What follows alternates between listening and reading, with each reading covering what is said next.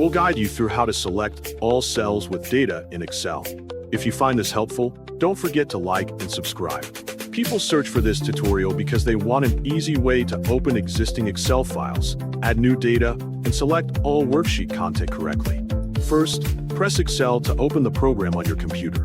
After the application starts, press Ctrl and O on your keyboard to open a previous project that you already saved earlier. Next, go to the search bar that appears in the File window. Tap on the search bar so you can begin typing inside it. Then, type the name of your file carefully to make sure the correct project appears in the results. Once you see the file, select it by clicking on its name one time. After selecting the file, drag your mouse pointer to the Open button at the bottom of the window.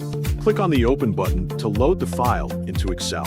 When the file finishes opening, make sure there is already several pieces of data inside the worksheet before making any changes. If you want to add more information, simply click on a cell where you want the new data to appear.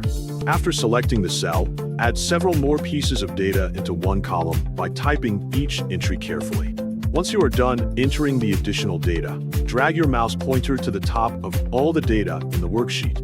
Then, click there first so the worksheet becomes active and ready for the next command. After that, press Ctrl and A on your keyboard to select everything in the worksheet at the same time. Finally, check the worksheet carefully to make sure all the data has been selected correctly before continuing with any other task.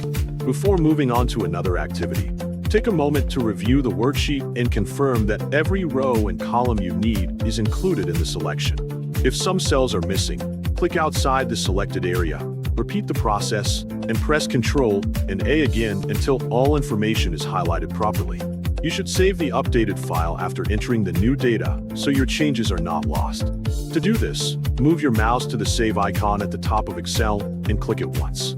Your worksheet is updated, selected, and ready for next step.